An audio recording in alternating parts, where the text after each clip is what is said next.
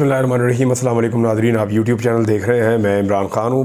Punjab government ने अपना कंधा फ्राहम करने की जो है वो ठान ली है इमरान ख़ान साहब के ख़िलाफ़, क्योंकि मैंने आपको बताया था कि इमरान ख़ान साहब के मुकदमात अब तकरीबन ख़त्म होने वाले हैं। आइंदा एक डेढ़ हफ़्ता बहुत इंपॉर्टेंट है इसमें। मिसाल के तौर पे आप ये देखें कि परवेज़ इलाही साहब के मुकदमात को जितना भी ड्रैग किया गया, बिलाखिर वो बाहर आ गए। अब शाह महमूद कुरैशी जो है उनके ऊपर साइफ़र वाला एक मुकदमा है और उनके भी बाहर आने का वक्त हो गया है, क्योंकि जैसे ही साइफ़र वाले केस का फ़ैसला होगा, जिसके बारे में उम्मीद की जा रही है कि 1 से डेढ़ हफ्ते में सारा मामला सिमट जाएगा, हो सकता है अगली पेशी के ऊपर ही शॉर्ट ऑर्डर आ जाए और रिहाई हो जाए शाह महमूद कुरैशी और इमरान ख़ान की।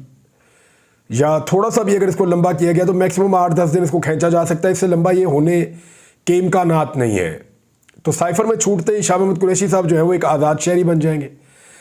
तो उनकी फैमिली ने रब्ता किया इस्लामाबाद हाई कोर्ट से और ये ऑर्डर करवाया कि पता किया जाए कि पूरे पाकिस्तान में शाह महमूद कुरैशी साहब के ऊपर मज़ीद कितने मुकदमात हैं। अब सारे मुकदमात में शाह महमूद कुरैशी साहब के ऊपर ज़मानतें उनको मिल गई हैं।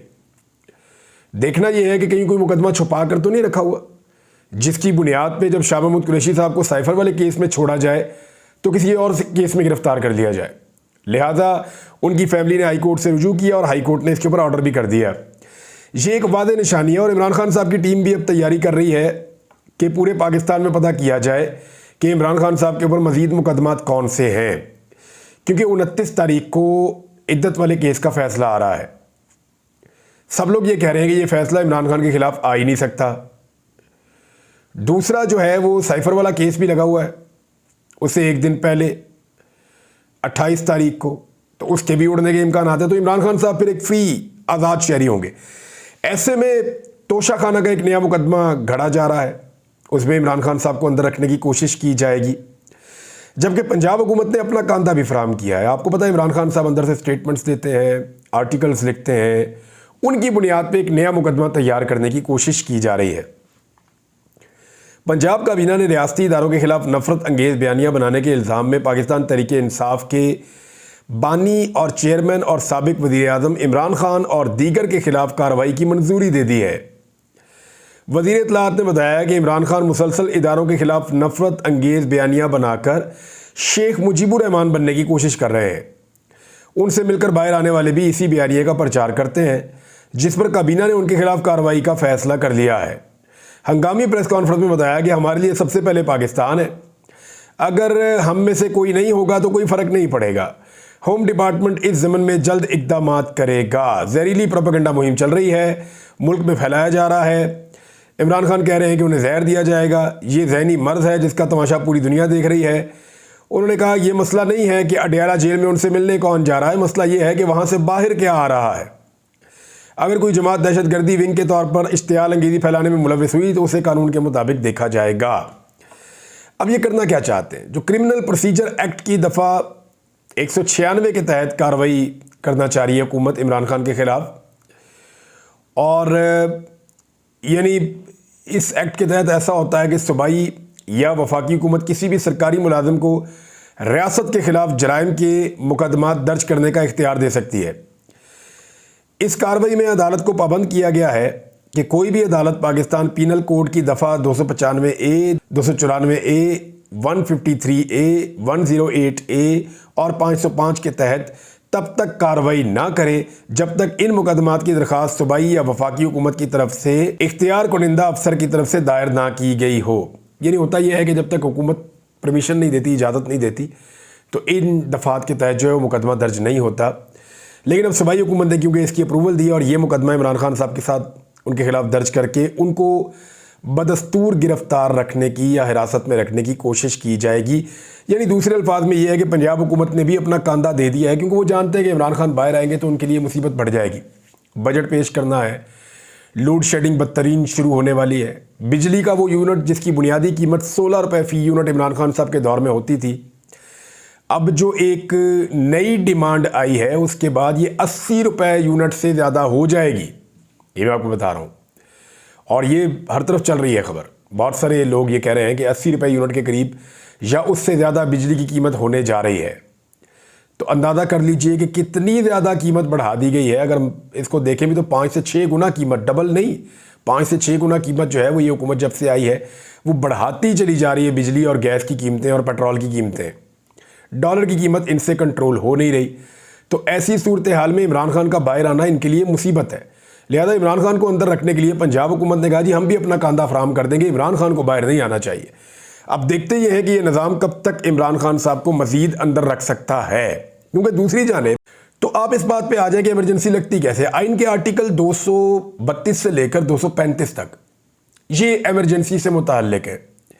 3 कंडीशंस ऐसी हैं जिसमें सदर पाकिस्तान इमरजेंसी को अनाउंस कर सकते हैं। देखिए, इमरजेंसी जो अनाउंस होती है ना या वो लगाई जाती है, वो सदर पाकिस्तान की जानिब से इम्पोज की जाती है, उनकी जानिब से लगाई जाती है। अब सदर पाकिस्तान कौन है? आसिफ अली जरदारी। ताल्लुक है उनका पाकिस्तान पीपल्स पार्टी से। अच्छा, आसिफ अली जरदारी ये रिस्क ले सकते हैं। बहुत सारे लोग कहते हैं कि पीपल्स पार्टी क्योंकि एक डेमोक्रेटिक पार्टी है, पीपल्स पार्टी एक ऐसी पार्टी है, जमहूरी सियासी जमात है, वो अपना रिकॉर्ड ख़राब नहीं करेगी। तो मैं आपको बता दूं कि पंजाब में जो माजी में वाहिद गवर्नर रूल अब लगा, माजी करीब में नवाज शरीफ साहब की पंजाब में हुकूमत थी, शहबाज शरीफ वज़ीर आला पंजाब थे, और वफाक में आसिफ अली जरदारी की हुकूमत थी और वो सदर पाकिस्तान थे। तो उस वक्त उन्होंने पंजाब में इमरजेंसी लगाई थी।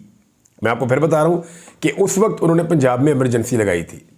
तो जरदारी साहब से आप तवक्को कर सकते हैं कि वो इमरजेंसी लगा सकते हैं, किसी सूबे में भी लगा सकते हैं। गवर्नर रूल उन्होंने अप्लाई किया था ना उस वक्त, सूबे में लगा सकते हैं, वफाक में लगा सकते हैं, हर जगह लगा सकते हैं।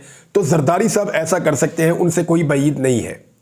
3 कंडीशंस हैं जिनमें इमरजेंसी लगती है आइन के मुताबिक। एक तो जंग हो जाए पाकिस्तान की, खुदा न खास्ता जंग की सूरत हालत तो इमरजेंसी नाफिज हो जाती है। अंदरूनी खलफशार हो गया मुल्क में, अंदर एक बहुत बड़ी जंग लग गई है, तो वो इमरजेंसी नाफिज हो सकती है। वो अगर 9 मई को नाफिज नहीं हुई तो अब तो बिल्कुल ही गुंजाइश नहीं है, अब तो हालात वैसे बिल्कुल नहीं है। या इससे पहले जब दहशतगर्दी बहुत ज़्यादा थी पाकिस्तान में, तब भी इमरजेंसी का नफाज नहीं हुआ, तो अब इमरजेंसी का नफाज क्यों होगा लॉ एंड ऑर्डर के मामले पे, ये एक बड़ा सवाल है। जब रोज़ाना खुद कुछ धमाके होते थे उस वक्त भी इमरजेंसी लॉ एंड ऑर्डर की सिचुएशन की वजह से या अंदरूनी खलफशार की वजह से नहीं लगाई गई, और जंग की वजह से इमरजेंसी लगाई जाती है, वो सिचुएशन भी नहीं है। माली अदम इस्तेहकाम कि माशी तौर पे खुदा न खास्ता मुल्क बैंकरप्ट होने जा रहा है, बिल्कुल मईशत बैठ गई है, तो बिल्कुल ये बात ठीक है कि मईशत की हालत बहुत ख़राब है, और ये एक जवाब हो सकता है इमरजेंसी लगाने का।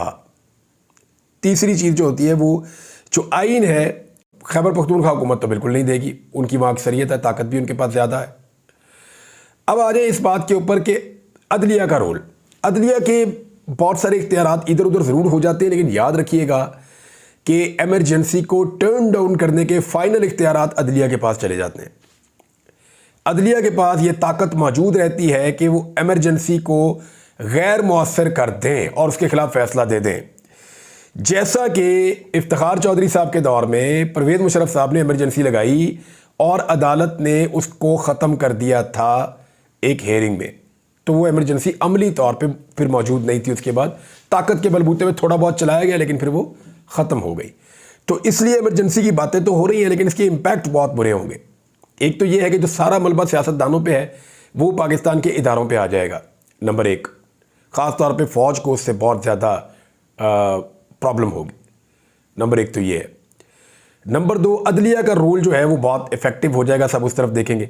नंबर 3, इंटरनेशनली पाकिस्तान की बहुत सुबकी हो जाएगी और पाकिस्तान को आलमी इदारों से डील करने में प्रॉब्लम्स का सामना पेश आएगा, और पाकिस्तान की सारी पॉलिटिकल पार्टीज जो अलग अलग मौक़िफ़ रखती हैं वो सारी इकट्ठी हो जाएंगी। जो एक डिवाइड एंड रूल की पॉलिसी है कि आपस में लड़ते रहें और जो ताकतवर हल्के हैं उनकी मौज लगी रहे, वो ख़त्म हो जाएगी। ये सारों को इकट्ठे होकर बैठना पड़ जाएगा इमरजेंसी ख़त्म करने के लिए। लिहाजा इमरजेंसी के इम्कानात तो हैं, ऐसा नहीं है कि वो इम्कानात नहीं है, लेकिन उसके ज़रिए से 2-3 माह मैक्सिमम काबू और कंट्रोल किया जा सकता है, उससे ज़्यादा जो है वो मुश्किल हो जाएगा। खैबर पख्तूनख्वा ने नाज़रीन एक नई तारीख रकम की है। उन्होंने वफाक से पहले अपना बजट पेश कर दिया है, और सरकारी मुलाजमीन की जो तनख्वाहें हैं और जो पेंशन है, तो पंजाब के शहरों में इंडस्ट्री भी कई जगहों पर लगी हुई है। या आप गवादर की बंदरगाह को मुस्तकबिल का एक बहुत बड़ी अपॉर्चुनिटी के तौर पे देखते हैं। तो इस तरह पूरा पाकिस्तान इकट्ठा रहेगा, एक सोच होगी तो पाकिस्तान आगे बढ़ेगा। सुबाइयत का मसला जब भी शुरू होता है वो प्रॉब्लम क्रिएट करता है। गंडापुर ने कहा कि हमारा बजट जो है वो अवाम दोस्त है, और एपेक्स कमेटी इजलास में नहीं बुलाया गया। ऐसे मुल्क चलाना है तो हमें मसला नहीं है, ये अली अमीन गंडापुर ने कहा। उन्होंने कहा हम इस्लाहात कर रहे हैं, मईशत को ख़ुद बेहतर बनाएंगे। उन्होंने कहा कि इनके रवैये पर हमें कोई फ़र्क नहीं पड़ रहा, अपने सूबे के हकूक़ पर बिल्कुल समझौता नहीं करेंगे। उन्हें लगता है कि सरमायाकार बराह रास्त हमारे पास नहीं आएगा, तो ये उनकी खाम ख्याली है। एक और बात उन्होंने की, उन्होंने कहा जी वफाकी हुकूमत पर लानतें भेजें, 5 वक्त नमाज़ पढ़ें और लानत भेजें। मेरे पास तारीख लिखी है, 15 दिनों बाद बताऊँगा कि किस सूबे का बटन है और सूबा किसका है और बिजली किसकी है। ये अली अमीन गंडापुर साहब के दिमाग में कुछ तो चल रहा है जिसकी वजह से वो ये बातें कर रहे हैं। अब तक के लिए इतना ही। अपना ख्याल रखिएगा, अपने इस चैनल का भी। अल्लाह हाफ़िज़।